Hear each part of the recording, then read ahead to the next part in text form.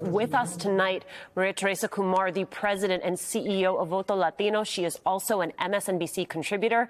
Tim Miller, contributor to The Bulwark and former communications director for Jeb Bush. He also wrote the new book, Why We Did It. Tim, talk to me, because I think you understand this electorate well. Who in Arizona is voting for a candidate who is backed by Mike Pence over a candidate who is backed by Donald Trump? Yeah, Alicia, I think it'll be interesting to find out in about 11 days. This is basically what we have running here as a diet MAGA versus ultra MAGA, right? I think it's important to understand the two different categories here. There's nobody really, the Robeson candidacy is not one of anti-Donald Trump, so to speak. She won't even go so far as to say that Joe Biden's election was legitimate. She just says that it was unfair that he won, right? So it's a little more muted than the full election hysteria you get from Kari Lake. And so their theory of the case is that we can kind of walk this line, and we can pick up the 5 to 10%, maybe 5% really, of anti-Trump Republicans, and we'll get them. And then we can get maybe about a third of the party, maybe even as much as 40%, that likes Donald Trump still, but is kind of ready to move on. At the Bulwark, we have a podcast called The Focus Group. We talk to MAGA voters, and you see that it's about 1/3 of the party. They still like Trump, but they're ready to move on. And so then the question is, can you get over the hump, right? Can you draw in any of Trump voters who might go with you because you like Doug Ducey or because some local issues?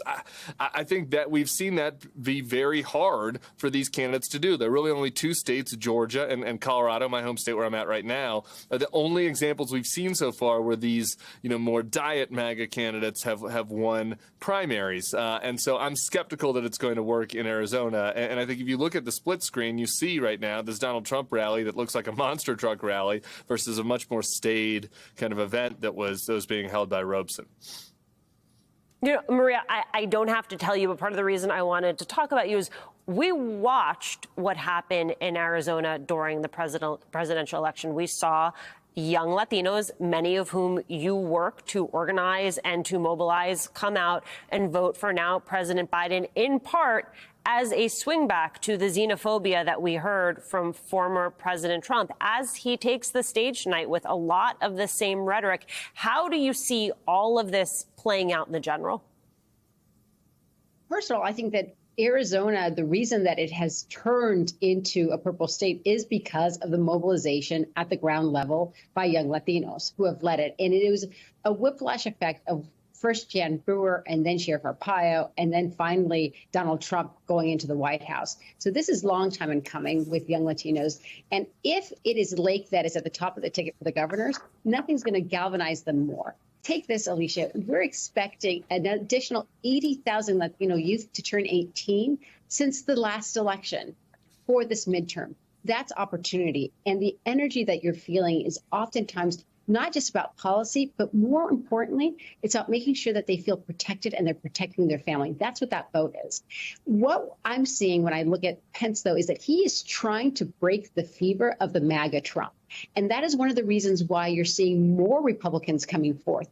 Just last week, he was on Capitol Hill, and he got applause from Texas Chip Roy, and other people started applauding him as if he was being telling the truth about what happened on January 6th commission, when he was actually telling what exactly happened. But more importantly, we're seeing these different individuals coming out of the work from the Republican Party. And, Pence may not be someone that I'm aligned with, but if he can break that MAGA fever and start communicating to Republicans that they have alternatives, that's actually great, not just for the Republican Party, but that's great for the country, because we all know that when Donald Trump is endorsing a candidate, we're talking about someone who's misogynistic, someone who's racist, who has authoritarian tendencies, who does not play in the Democratic sandbox. And when I say democratic, I'm talking about little d democracy. And so it's really important that Pence is out there talking about this alternative for Republicans. Tim, let's talk a little bit more about that alternative. And I want to go back to something you were talking about, Sarah Longwell doing these focus groups. She told the Washington Post not a single participant who voted for Trump in 2020 wanted him to run again in 2024. That echoes what you said. And then said, quote, "They think the hearings are stupid and they like Donald Trump, but they're making a political calculation about who can win. I mean, all three of us have watched focus groups. We know how they go, how sometimes it actually can't be extrapolated out to a bigger thing that is happening in public. But I wonder if that matches what you are hearing more broadly. And if that is what you were hearing, that calculus from Republican voters, how then that comports with what we're seeing from institutional Republicans. Yeah, you definitely don't want to analyze like one or two focus groups, but they're interesting, right? It's an insight into the mindset of these folks, and I do think that we've kind of been here before with Trump, right? Where you get to a period where even his own supporters are kind of sick of him, and they see that the party lost the midterms. We saw this back in 2018. Maybe it's time. Maybe he's just a little too divisive. I like him, but it might be time to move a different direction. That's what they think.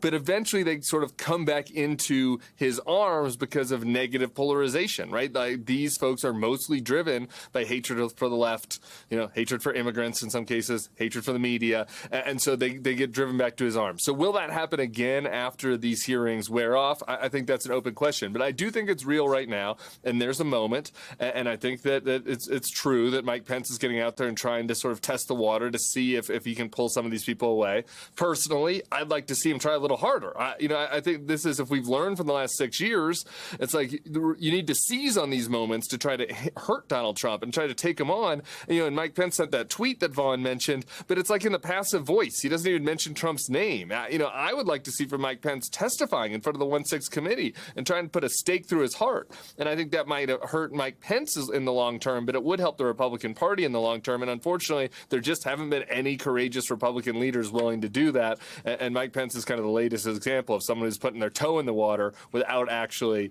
having the courage to really do the right thing and try to take Trump out. Maria Teresa Kumar, Tim Miller, thank you.